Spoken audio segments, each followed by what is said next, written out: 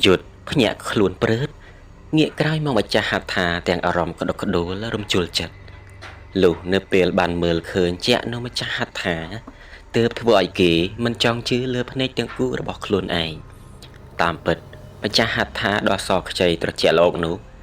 នាងគឺជានារីក្រមុំដ៏ស្រស់សោភានៅមុននេះនាងតូចញញឹមមកយ៉ាងស្រស់ស្អាតមកកាន់អ្នកកំឡោះយើងព្រមទាំងកាន់ដៃគេយ៉ាងជាប់ហើយខណៈនោះគេក៏ញញឹមផ្កាត្រកួនទៅកាន់នាងវិញដោយឥតលាក់លៀមហើយក៏មិនបានគិតថានាងគឺជាស្រីអះឲ្យដៃព្រោះនៅឡើយក៏ប៉ុន្តែគ្រានោះនៅសុកនាងក៏ប្រឡែងដៃនាយចុះព្រឹបរួចនាងដើរមកខាងមុខគេបន្តិចទន្ទឹមយុទ្ធហាក់ត្រេកអររំភើបរកស្មានមិនត្រូវរំពេចភ្លាមនោះនាងក្រមុំក៏ធ្វើជាចេញអាការៈញញឹមអឹមអៀនបែរមកទៅម្ខាងច្របាច់ម្រាមដៃខ្លួនឯងហាក់ដូចជាចង់ឲ្យកំឡោះប្រព្រឹត្តរឿងមិនគប្បីអ្វីមួយទៅកាន់នាងដោយយល់ទង្វើមួយនេះគេក៏អោនមុខបំណងថាបថ្ពលរបស់នាងតែពេលនោះស្រាប់តែម្រាមដៃរបស់ស្រស់ស្រីក៏និថាក៏កំរើកមកទះកំភ្លៀងយុទ្ធផាច់មួយរំពេចរួចនាងក៏សម្លក់ថ្លាយមកកាន់គេហើយក៏ដើរចេញទៅដោយមិនលាសំបីមួយម៉ាត់យុទ្ធយកដៃអង្អែលថ្ពាល់ខ្លួនឯងតិចហាក់មិនសូវឈឺចាប់ប៉ុន្មានទេប៉ុន្តែឈឺនៅពេលដែលចាញ់បោកការបញ្ឆោតរបស់នាងច្រើនជាងខណៈពេលកំពុងយកដៃស្ទាបអង្អែលថ្ពាល់បណ្ដាសម្លឹងមើលទៅនាងបណ្ដាស្រាប់តែឮសំឡេងភក្តីស្រែកហៅយ៉ាងតន់ហន់មកថាអាយុធឯងមកណែយើងចាប់បានត្រីច្រើនណាស់វើយពេលនោះយុទ្ធក៏រត់ទៅមើលនៅទីកន្លែងដែលភក្តីកំពុងងូតទឹករួចក៏បានឃើញថាភក្តីបានកំពុងចាប់បានត្រីរស់មួយយ៉ាងធំបន្ទាប់មកកំឡោះក៏មិនបានគិតរឿងឥតប្រយោជន៍នៅមុននេះដែរនាយហក់លោតចូលទឹកបាច់សំពងទៅរកចាប់ត្រីនឹងគេនឹងឯងដែររីឯដោយនាងក្រមុំរូបស្អាតរបស់យើងឯនេះនាងកំពុងដើរបណ្ដានៅងាកក្រោយបណ្ដាត្បិតនៅក្នុងចិត្តរបស់នាងគឺពិតជាខឹងអ្នកកំឡោះយុទ្ធបំផុតរូបនាងកំពុងតែងូតទឹកយ៉ាងមានក្តីសុខមិនគួរណាមានបរោះព្រានមកលបលួចមើលនាងកំពុងងូតទឹកយ៉ាងដូចនេះសោះប៉ុន្តែទោះបីជាយ៉ាងណាក៏ដោយយុទ្ធពុំមែនជាមនុស្សប្រុសបែបនោះឡើយការដែលគេមកលួចសង្កេតនាងពីព្រោះគេចង់ឃើញពងភ័ក្ររបស់នាងតែប៉ុណ្ណោះហើយបន្ទាប់មកក៏ឃើញថានាងគឺពិតជាមានសម្រស់ស្រស់ស្អាតមិនធម្មតាឡើយមួយស្របបោះក្រមុំក៏បានមកដល់ក្នុងភូមិវិញយ៉ាងប្រកបជាមួយអារម្មណ៍មិនល្អដោយឃើញកូនស្រីញញឹមមានទឹកមុខក្រហមថ្ពាល់បែបនេះអ៊ំសានដែលជាឪពុកក៏សួរមកនាងក្រមុំថាតើកើតអីនឹងវីទៅបានជាមុខមិនស្រស់បោះបែបនេះវីដែលស្គាល់ថាជាឈ្មោះរបស់នាងក្រមុំយើង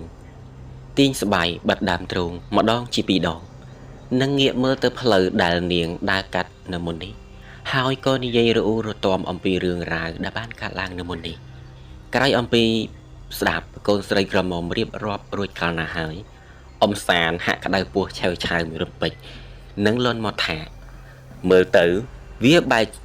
មិនស្គាល់ថាពុកជានរណាហើយទើបបានជាវាហ៊ានធ្វើបែបនេះដាក់កូនឯងនោះអាអើយអាឯងស្គាល់មេភូមិយើងស្ដាងពេកហើយតាមពិតនាងក្រមុំស្អាតម្នាក់នេះពិតពុំមែនកូនអ្នកធម្មតាឡើយនាងគឺជាកូនស្រីមេភូមិសានដែលជាមេភូមិប្រចាំនៅភូមិជើងភ្នំនេះហេតុដូច្នេះហើយទើបបានជីវីនាងមានអត្តចរិតកាយឆ្នះមិនធម្មតាបែបនោះដោយសេចក្តីងឿងឆ្ងល់និងចម្លែកចិត្តមេភូមិសានក៏សួរទៅកូនស្រីយ៉ាងដូចនេះថា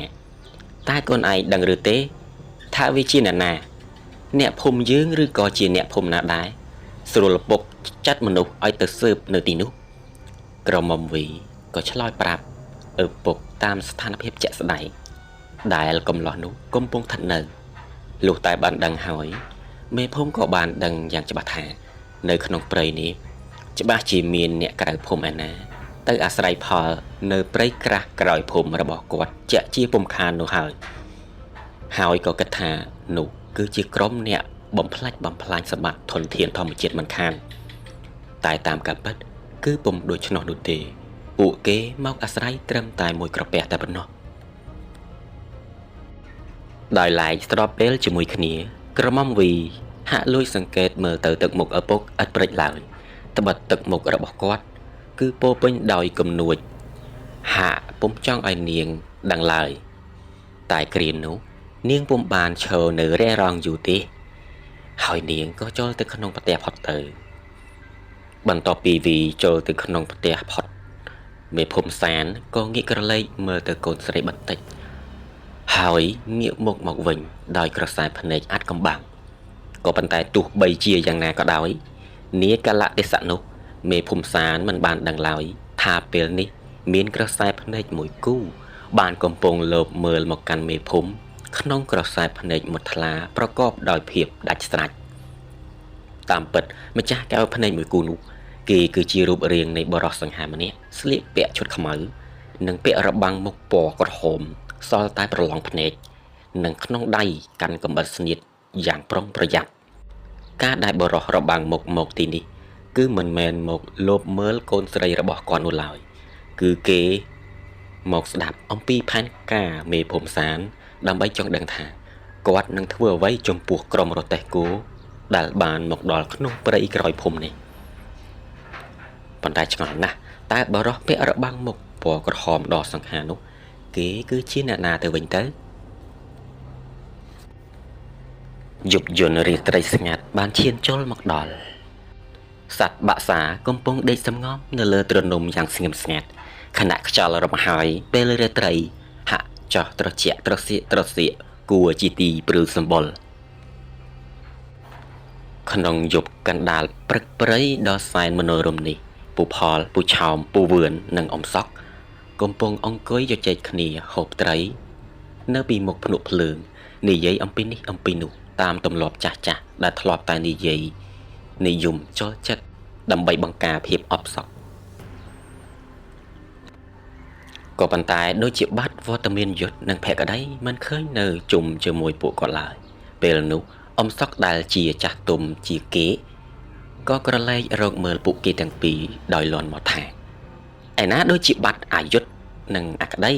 ឬចោះពួកវានាំគ្នាទៅណាទៅរំពេចនោះពូវឿនក៏តបថាអំបញ្ញមិញលើពួកវាថានាំគ្នាទៅមើលព្រៃចេកក្រែងមានចេកទុំនិងបានកាត់យកមកទុកស៊ីខ្លះតែទៅមួយសន្ទុះធំទៅហើយនៅមិនឃើញមកវិញទៀតអ៊ំសក់ធ្វើមុខចម្លែកចាប់ផ្ដើមគិតរឿងមិនល្អតែគ្រានោះក៏ស្រាប់តែឃើញភក្តីដើរតាំងមកទាំងហត់បែកញើសជោគថ្ងាសជាមួយកំបាត់ផ្គាក់ដែលដាក់នៅលើស្មាយ៉ាងជាប់គេនិយាយទាំងហត់មកថារកគ្មានបានចេកទុំមួយស្និតណាទេអ៊ំអើយមានសុទ្ធតែដើមនឹងស្លឹករចោះឯណាអាយុទ្ធអ៊ំសោះសួរទៅនេះក្តីកំឡោះភក្តីដាក់កំបិតចោះទម្លាក់ទឹកមុខស្មើបែបភ្ញាក់ផ្អើលរួចក៏ងាកទៅក្រោយព្រមដោយលន់មកថាមុននេះឃើញវាដើរមកតាមខ្ញុំហើយទៀតតើមិនបានជាបាត់ក្បាលវាមិនឃើញទៅវិញគ្រានោះម្នាក់ក៏ក្រោកឈរប្រកបដោយទឹកមុខព្រួយបារម្ភមើលទៅនេះភក្តីហើយក៏លន់មាត់យ៉ាងតន់ហន់ភ្លាមភ្លែថាមិនបានទេតិចវាជួបគ្រោះថ្នាក់តាមផ្លូវទៅតោះឆាប់តាមរកវាទៅនិយាយបានត្រឹមនេះស្រាប់តែសំឡេងមួយបានបន្លឺមកថាមិនបាច់ទៅរកទេអ៊ំខ្ញុំនៅនឹងតើគ្រានោះពួកគាត់ក៏ភ្ញាក់ស្រឡាំងកាំងនិងងាកមើលមកក្រោយភ្លាមរំពេចហើយពេលនោះទាំងអ៊ំសក់ក៏ដូចជាអ្នកផ្សេងទៀតហាក់យកដៃរឹតត្រឹងខណៈសម្លឹងទៅឃើញកំឡោះយុទ្ធកំពុងអង្គុយបេះសាច់ត្រីយកមកទទួលទានពេញមាត់ធ្វើជាមិនដឹងពេលនោះភក្តីក៏លន់មាត់ស្ដីបន្ទោសទៅកាន់គេថាយីអានេះចេះមកស្ងាត់ពីក្រោយអញ្ចឹងទៅកើតមើលវាចោះស៊ីត្រីធ្វើមិនដឹងគ្មានចម្ពាក់ណាមួយរៀលគ្រានោះអ៊ំសក់ពូផលពូឆោមពូវឿនហាក់ក្រវីក្បាលតិចដោយការហួសចិត្តមិននឹកស្មានថាអ្នកកំឡោះមកធ្វើស៊ីផ្លូវចិត្តរបស់ពួកគាត់បែបនឹងសោះ មិនយូរប៉ុន្មានឡើយយប់ពាក់កណ្ដាលអាត្រៀតក៏ឈានរំកិលមកដល់ទិដ្ឋភាពនាជាជំរាលជើងភ្នំខាងក្រោយភូមិមេភូមិសានគឺមានសភាពស្ងប់ស្ងាត់និងពោពេញដោយព្រៃសុបទ្រុបដោយកន្លែងគួរឲ្យខ្លាចនិងព្រឺសម្បុរជាទីបំផុតរីឯក្រុមអ្នករទេះគោគឺកំពុងសម្រានយ៉ាងលងលក់ស្រមកខូលខណៈភ្នក់ភ្លើងដែលកំពុងដុតបង្គំហាក់ឆេះហុយផ្សែងហោះហើររសាត់អណ្ដែតទៅលើហ្វូងគោទាំង4ក្បាលឲ្យងើបក្រោកជ្រួលច្របល់រំពេចភ្លាមនោះស្រាប់តែសន្ធឹកបាក់សាទៅតែស្លាប់ហើព្រុលចេញអំពីទីនេះហាក់ដូចជាភ្ញាក់ផ្អើលជាមួយនឹងអ្វីមួយស្របពេលនោះដែរក៏មានស្រមោលស្ទង់មនុស្សមួយក្រុមពីម្ដុំភូមិជាប់ជើងភ្នំដើរសម្ដៅមកទីនេះតាមពិតនោះគឺជាក្រុមបពពួករបស់មេភូមិសានដែលគាត់ចាត់ឲ្យមកមើលនៅទីនេះពួកគេមានគ្នា3នាក់ដែលសុទ្ធតែជាបរិសអាយុស្របាក់ស្របាលនឹងយុទ្ធហើយនឹងភក្តីផងដែរប៉ុន្តែក្រុមពួកគេទាំងនោះហាក់មានទឹកមុខមិនទំនងជាមនុស្សល្អតលតែសោះលោកពេលមកដល់ភ្លាមក៏ឃើញថាក្រុមអ្នករទេះបានសម្រានលងលក់អស់ទៅហើយនាយចយដែលស្គាល់ថាជាចំណិតមេភូមិសានក៏និយាយព្រមទាំងលេបទឹកមាត់មកថាល្អណាស់បើម្ចាស់របស់វាដេកលក់បែបនឹងអញ្ចឹងយើងឆាប់ទៅស្រាយគោទាំងនោះយកទៅតែម្ដងទៅភ្លាមនោះពួកគេក៏ងក់ក្បាលដាក់គ្នាជាសញ្ញាយល់ស្របខណៈរំពេញនោះបរិវារកូនចៅទាំងពីរក៏ដើរលើបតម្រង់គោទាំងពីររបស់ពូផលនិងពូវឿនមួយបរិចភ្នែកពួកគេក៏បានដឹកគោទាំង4ក្បាលនោះលួចចេញតាមផ្លូវកាត់បំណងយកទៅលក់នៅផ្លូវខាងមុខត្បិតផ្លូវខាងមុខនោះមានរថយន្តឈ្មួញទិញគោខុសច្បាប់បនៅឈប់នៅទីនោះស្រាប់ជាការបិទណាស់ជីវិតអ្នកក្រដូចជាក្រុមពូផលនិងពូវឿនគឺគ្មានរំពឹងអាស្រ័យផលអ្វីក្រៅអំពីពឹងលើគោនិងរទេះរបស់ពួកគាត់ទាំងនោះទេបើពួកគេធ្វើបែបនេះដាក់ពួកគាត់តើឲ្យពួកគាត់រំពឹងអ្វីទៅនៅពេលត្រឡប់ទៅវិញនោះក៏ប៉ុន្តែទោះបីជាយ៉ាងណាក៏ដោយនៅគ្រាវេលាកំពុងលួចដឹកគោរបស់ពួកគាត់ទៅយ៉ាងស្ងៀមស្ងាត់ស្រាប់តែពេលនោះមានស្រមោលអ្វីម្យ៉ាងខ្មៅស្ទង់ជាច្រើនបានដើរចេញពីទីព្រៃងងឹតខាងមុខពួកគេក្នុងដំណើរច្រងែងច្រងារំពេចនោះនាយចយក៏បង្គាប់ឲ្យពួកគេទាំងពីរនាក់ឈប់សិនរួចគេក៏សួរទៅថាតើជានរណាគេណារូបស្រមោលនោះមិនតបឆ្លើយឡើយហើយពួកវាក៏ដើរមកកាន់តែចិត្តទៅលុះមកដល់កាន់តែចិត្តទើបពួកវានោះតបតទាំងសំឡេងក្រឡល់មកថាយើងគឺជាបិសាចព្រៃ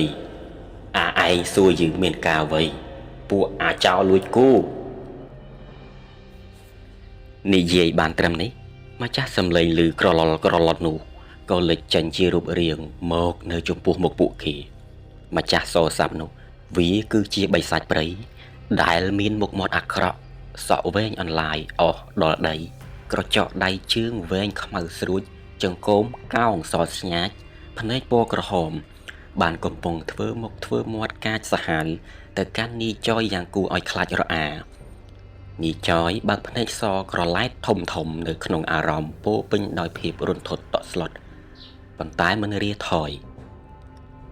ចាប់រត់យកតែប្រាស់អាយុសិនទៅលបងនៅដល់ពេលណាទៀតនាយម្នាក់ក្នុងចំណោមកូនចៅរបស់គេប្រាប់ទឿនទៅនាយចយតែនាយចយក៏តបទៅវិញភ្លាមថាអញមិនខ្លាចទេវើយត្រឹមអាបិសាចកំពេចកំប៉ុកអញ្ចឹងនោះនិយាយតែប៉ុណ្ណេះបិសាចព្រៃហាក់ស្រងាក់ចិត្តផងដែរហើយពួកគេទាំងពីរនាក់ទៀត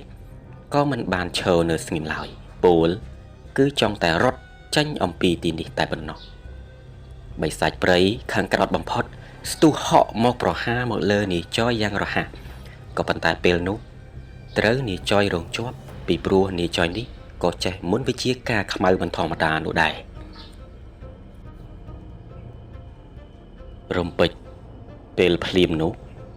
មេបិសាចព្រៃបើកភ្នែកពណ៌ក្រហមក្រឡោតមើលទៅកាន់នាយចយខណៈនាយចយម្នាក់នោះ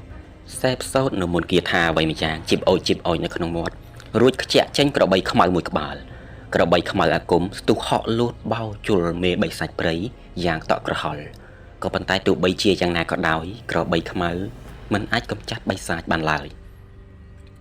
មេបិសាចកំណាចហាមាត់យ៉ាងធំបញ្ចេញចង្កូមវែងស្រួចខំត្របាក់ស្នែងកោងរបស់វាទាំងពីរបណ្ដាលឲ្យបាក់ប្រកនាយចយបើកភ្នែកភ្លឹះមើលទៅមេបិសាចហើយរំពេចនោះដែរបិសាចព្រៃចិត្តអប្រិយក៏ហក់លូតតោងក្បាលក្របីរួចខំកកេត្របាក់លេបក្បាលរបស់វាដោយឥតត្រាប្រណីជាហេតុនាំឲ្យក្របីខ្មៅអាគមនាយចយឈឺចាប់បែកឈាមស្រែករំពងព្រៃរហូតតតែងាប់បានសម្រេចមេបិសាចក៏និយាយមកគេភ្លាមថាឯងបញ្ចេញអីអស់មកអាក្មេងនាយចយរៀបតែសូត្របាលីអាគមប្រើសត្វខ្លាឲ្យចេញមកមួយក្បាលទៀតទៅហើយតែភ្លាមនោះក៏ឮសំឡេងស្រែកឆោឡោមកថាពួកយើងបាត់គោហើយឆាប់ក្រោកឡើងមក